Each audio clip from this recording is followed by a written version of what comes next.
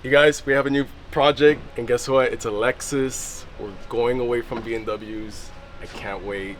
Back into the Toyota product. And some of you do know this car is going to J. If you follow my Instagram, you're pretty much up to date. Here she is.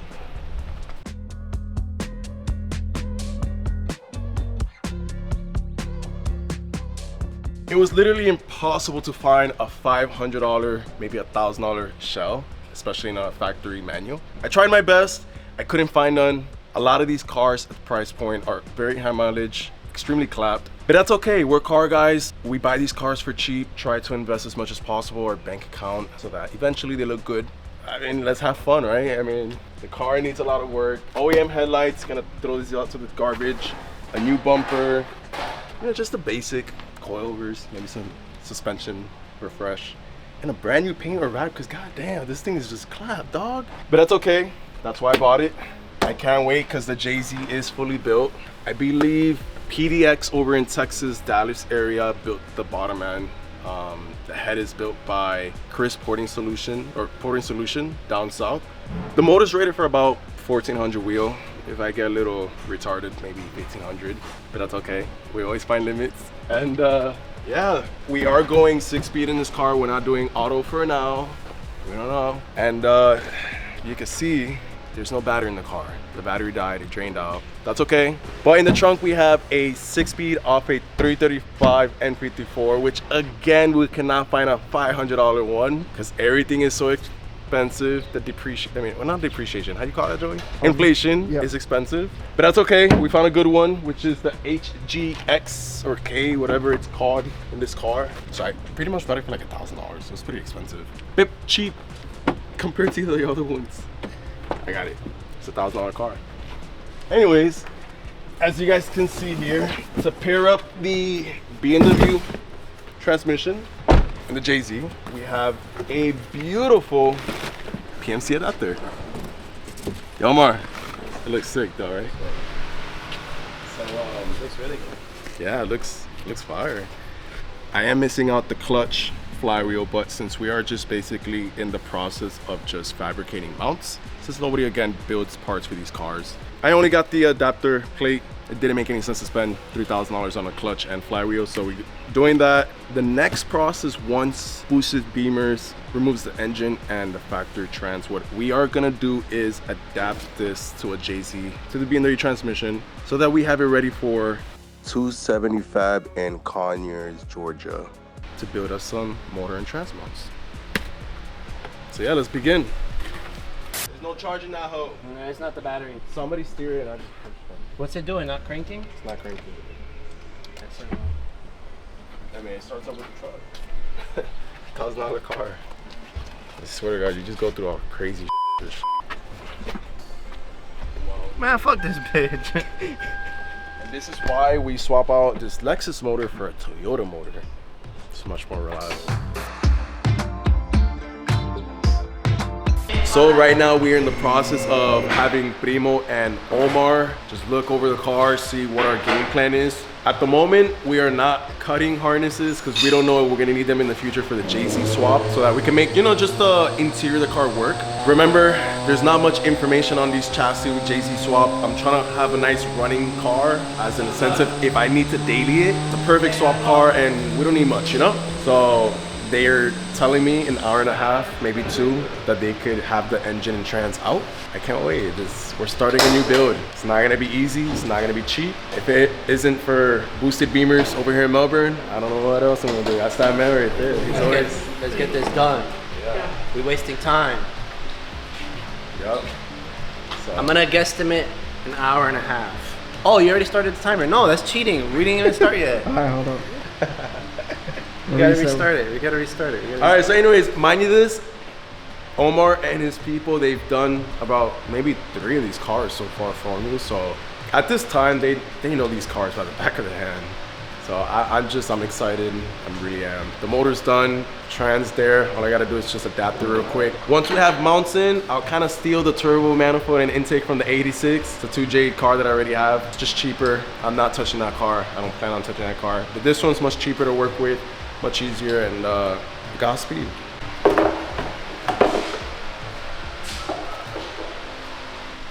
He got you on a timer now. Well, that's cool.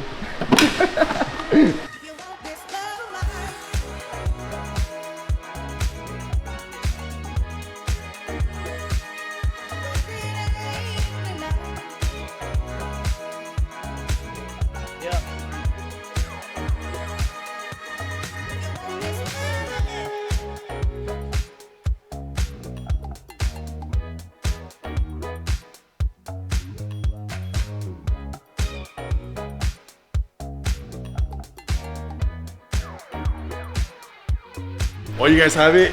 Omar and Primo, they finished the motor removal in under an hour and 30 minutes, which in the beginning is what they claimed they were gonna try and beat. But damn, 26, they beat it by 26 minutes.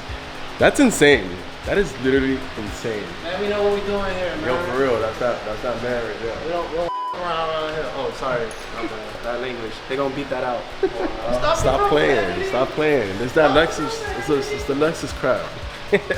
Next step is just to kind of like button up everything back in. Try to make everything as OEM as possible without having the engine harness there. I am blown away in under an hour and a half, yo. Question. What you gonna do with the steering wheel? Why? Let me get that bit, man. Yeah, alright. Yeah, alright. I need that. Cause with the JZ, it's nothing mechanical. It's just plug it up and it's just much easier. And I don't know. I really cannot wait. I'm excited. And this is actually a dream build that I've always wanted to do. I just couldn't never afford it. You know, a build could cost anywhere between $30,000, $40,000. That's a lot of money, especially in a car that, you know, if you try selling, maybe you could get 60%, maybe 50% of that back. But at the end of the day, YOLO, it is what it is. These are memories that you're making for the future to look back at. And yeah, so we're actually not going to cut this video. We're actually gonna just put it on pause for a second.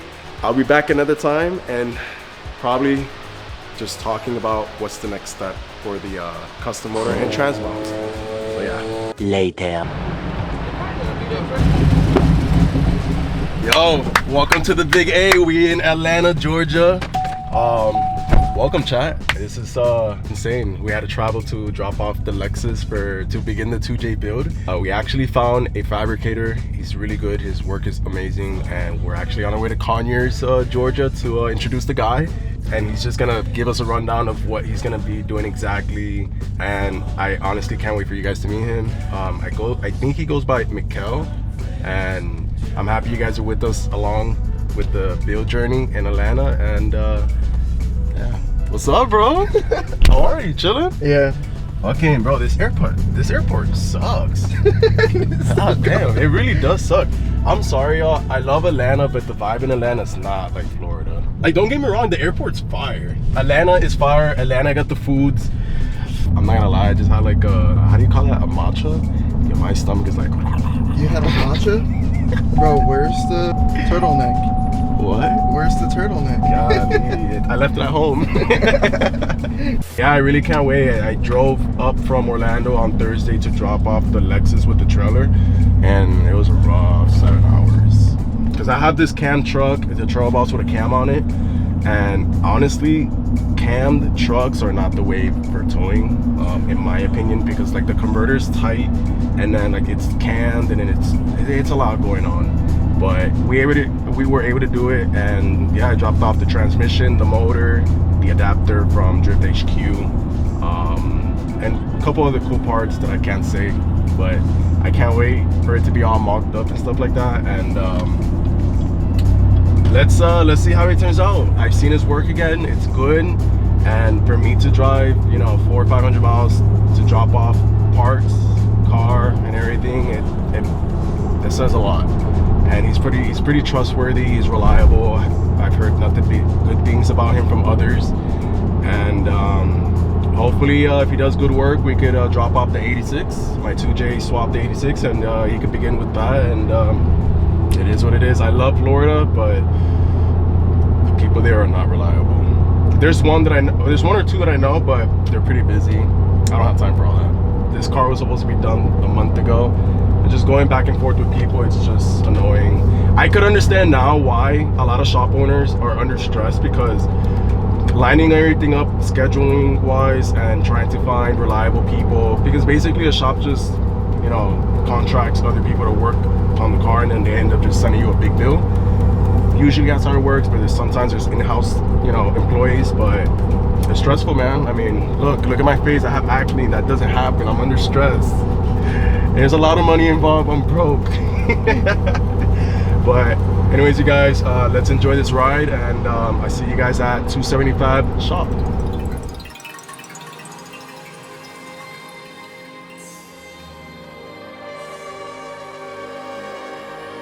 All right, you guys, we're here at 275.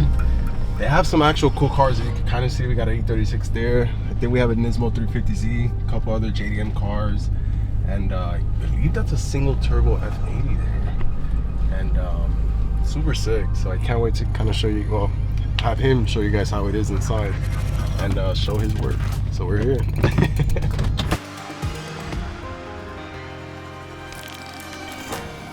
Well, you guys, we're here at Conyers, Georgia. We're at 275. Oh wait, 275. Oh my god, brain fart. Anyways, this is Mikkel here. This gentleman, he's the one who's gonna be putting the Lexus together with the 2J.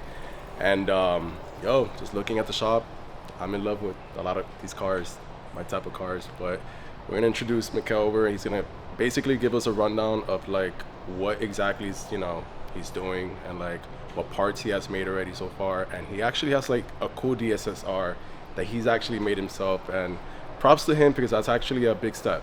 And this is him right here, and kind of introduce yourself. All right, so yeah, I'm 275. You can go call me by Mikkel. Pretty much what we do here is just, you know, all in-house custom fabrication, anything you want really, turbo builds. You know, just like you said, you know, if you want a custom DSSR, you're trying to put a 2J in a, you know what I'm saying, in the IS, you know what I'm saying, you're gonna make it happen. Over here, obviously, we have some of the cars that we pretty much do. This, obviously, the DSSR that I made for the E36 and the cross member to make the GS6 basically mount to the car and stuff like that. So, you know, that's what we do. We're pretty much gonna do the same thing to James's IS250, and yeah, that's pretty much the rundown of what we pretty much do here and things like this, obviously. Yeah, we're gonna look at the start of how we're gonna pretty much fabricate the IS250. Right now we got the plates to make everything you know, quick and easy. I went ahead and ordered the mounting plate for the engine mount, and then pretty much going to be using a tube to figure out where we want the engine to sit.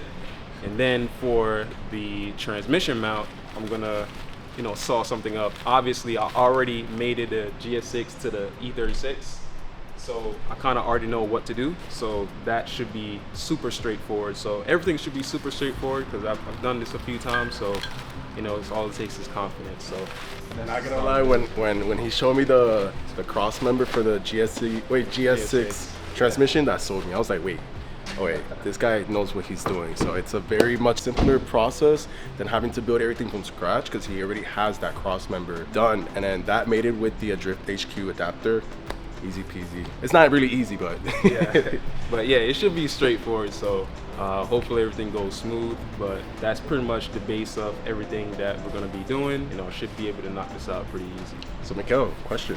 You know I love E36s. Can you kind of show us the rundown of yours? Yeah. By the way, y'all, this is a fast car. This is my E36 here. Currently, it's fully gutted. Its main purpose is drag. I did have it as a street car, and then, you know, I fell in love with power. So obviously we had to, you know, turn it up a lot more. Obviously we on 15s, and currently it had full interior in it, but we fully gutted it all the way out, and we pretty much. Haltech in there? Yeah, we have a Haltech ICC dash and ECU as well. And we did something a little bit different with this E36.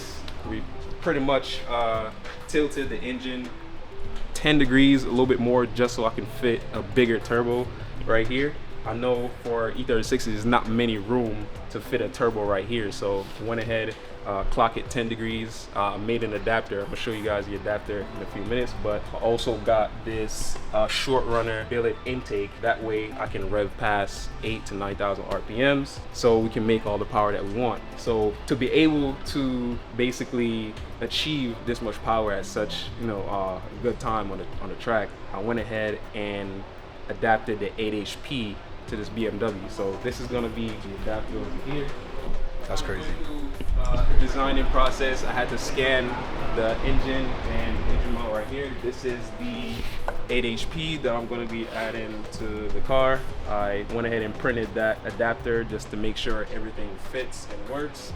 Obviously it's tilted 10 degrees more so I can fit my bigger turbo. So that's pretty much what we do in-house here. That's my build, expected to be done very soon. After we CNC machine everything, obviously I'm gonna do all the R&D. 100% positive this will work, but for the 20 degrees that we pretty much have in E36, this is gonna be super fire. So I can't wait for that.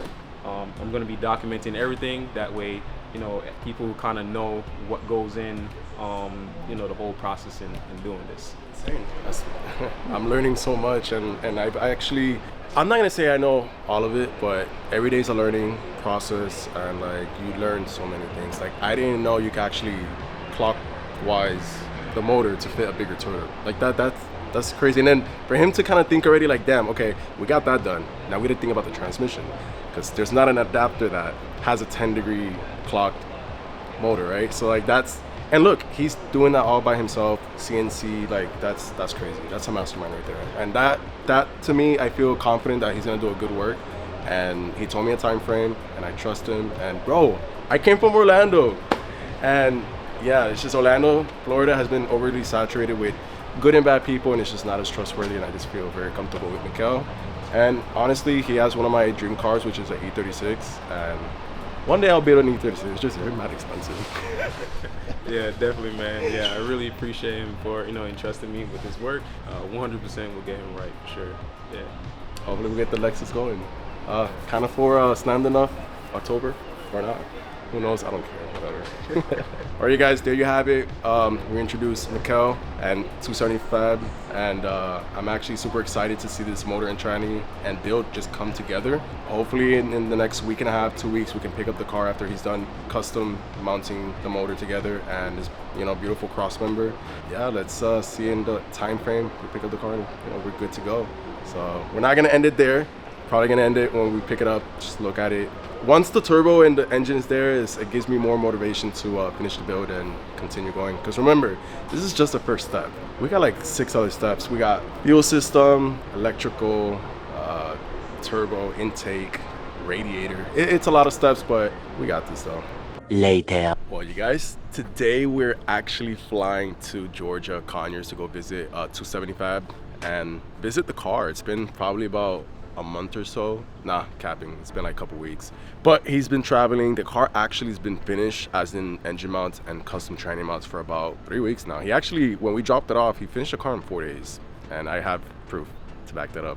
But anyways, we're actually going to Georgia again. We're about to head to the airport very soon. The objective for today is we are installing the GT intake manifold from the 86 and transporting it onto the Lexus. It's quicker, we're on a budget.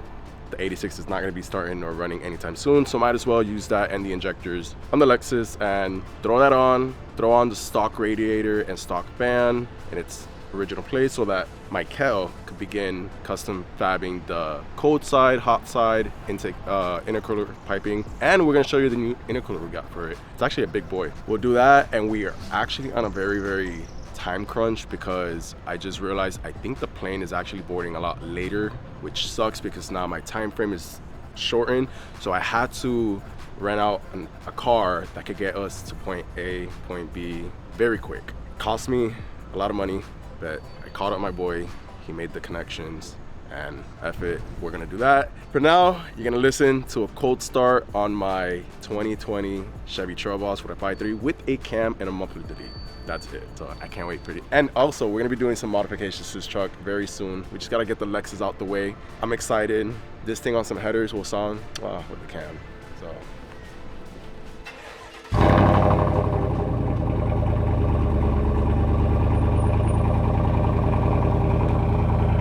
Right now, you can't really hear it chop because it's a cold start, but just for a freaking muffler delete, it sounds like an angry AMG.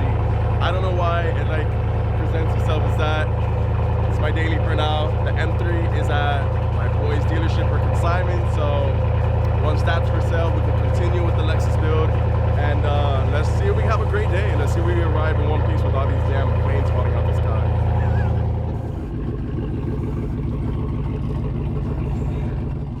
All right, so we just landed in ATL. I'm not gonna lie, the airport here is so confusing. It's part of life, right? Life is confusing, and we just gotta keep going. Now we're just waiting for our Uber to arrive, and the car that it is or whatever. I don't know. I just told them to like get me a fast car to get a point A, point B. I guess we'll see what pulls up, and I guess, I don't know, get something to eat because I'm starving low key. So we'll see what pulls up, and I guess we'll show it. All right, you guys, so I think our Uber is here. They saying it's like a two-door black car. Welcome to Hartsville, Jackson. I think we might have to wait them down because there's a lot of cars in the middle. Access is limited to active If you want to follow me, I think it's a black car. Oh, there it is. The 720. Oh, it's gonna be a fun vlog.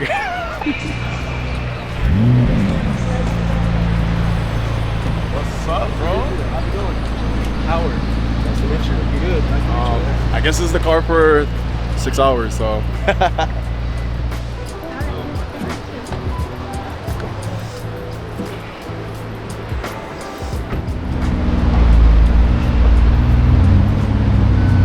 Yo, we outside. And we got the 300ZX, right-hand drive too. Man, son. Come from MCO to ATL, stop playing. Yo, we're really outside. He was like, do you know how to like operate this? I really don't. Well, okay, I hope there's no big bumps or anything. All right, so off rip, I don't like how it drives. It drives like, the brake pedal has like a piece of gum on it, and it's just like dumb hard, but we outside.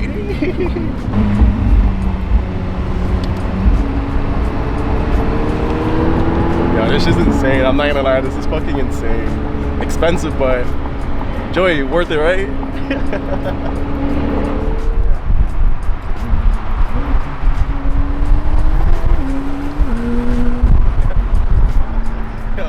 it doesn't feel fast, but obviously it's like breaking traction. Yeah, I just saw the flash, but it's a rental. I'm not trying to f it up, so I can't afford it. Damn, look at the McLaren. Yo, bro, how are you able to afford this? Forex. At a young age, around 18 years old, I was able to have my dad invest into a schooling called, I forgot what school it was, but it teaches you how to do Forex. If you visit my Instagram, there's a course that you can take, and I'll get you to that first million very quick. Bro, out here with a whole pallet. All right, so we're finally over at 275. Car looks amazing. We'll show you guys in a few. I am, I guess, unboxing the pallet. I guess you can say it like that. Basically, it has my tools, the intercooler so that we could finish up the fabrication part, and then the OEM radiator and AC condenser. And we're just gonna put that in place real quick. It's on its balls. But yeah, the intercooler. So it's my first time seeing the car in person after Michael did awesome job with the mounts. As you can see, this is a turbo off the 86. It's a big boy. It looks like it's a pain if we have to service the turbo, but again, it's part of life. So it's cool. It looks phenomenal. He did a great job with the trans as well. I guess we are going to remove the, Michael, how you call that thing? The part for the tunnel of the trans? Oh, the AC vent? AC vent? yeah, AC vent, yeah. The AC vent that goes to the back. Yeah. Oh, I was in intensive reading. I don't know none of this shit. Anyways, we're gonna remove that because obviously nobody's gonna be sitting in the back. And once we remove that, Michael could continue forward and adjusting that RTD shifter. We did end up going RTD shifter, the stock OEM shifter. It was just gonna be too much. So it's just much more simple with the RTD. And right now it's a little slanted due to that tunnel, AC vent, whatever. Once we remove that, straighten that out. Next objective is to install the radiator OEM so that I could button everything up, which should take us another like 5-10 minutes. Once that's done, basically we could show off the intercooler and he could get to work with that. And once that's done, dry shaft and basically car's done fabrication wise. And Michael did a great job, my bad. And it's just, I'm just happy overall. Michael, do you have any words? Yeah, man. Yeah, overall, it came here in pieces, put everything together. The motor mount, was pretty straightforward. It wasn't that crazy. Majority of time went into fitment and making sure everything clears, especially the oil pan and where the tunnel is. But yeah, it came out pretty simple. And I also did the transmission cross member as well. That was pretty straightforward because I obviously had a GS6 cross member already made, but I had to kind of do a little bit of tweaks on this chassis. It's a little bit different, but overall everything turned out pretty smooth. So I love how everything turned out. And yeah, Guess we'll try and make the intake manifold fit, because that looks like it's gonna be a yeah, pretty tight. yeah. Damn. We'll make it work. I think Yeah, we're gonna make it happen. what we do have to take off is the ECU for a second, try to make it fit, because I'm not spending on $3 on a billet intake manifold. I'm too broke for that. How are you guys?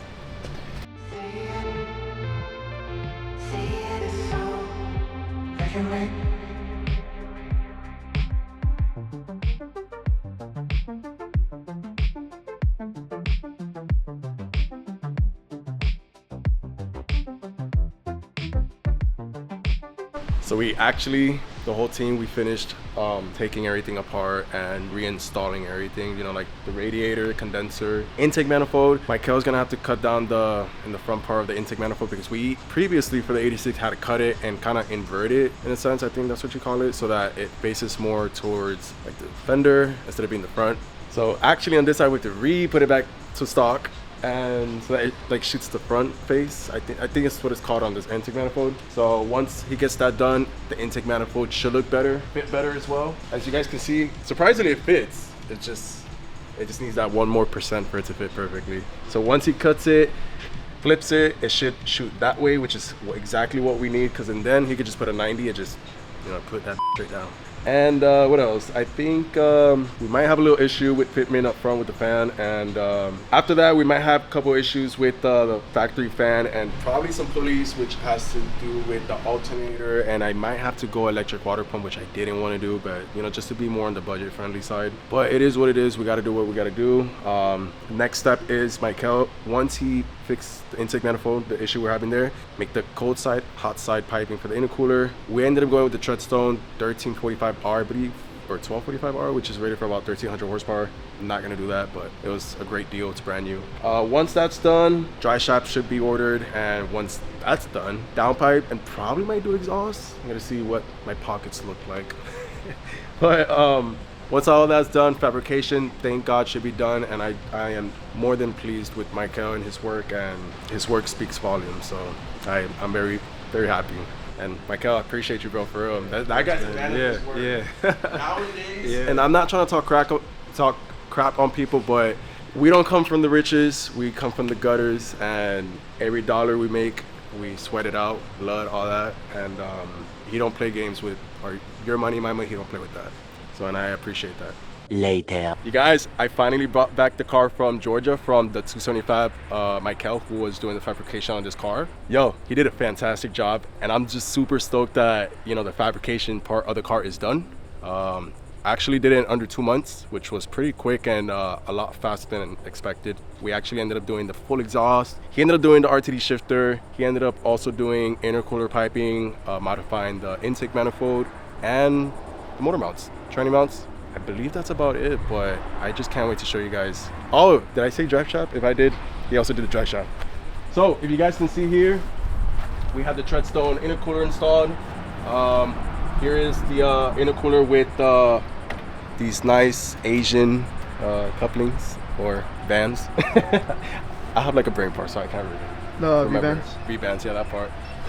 If you guys want to scroll around here, we have the E36 mounted RTD shifter there. Don't worry about how the interior looks. That eventually I will pretty much fix up.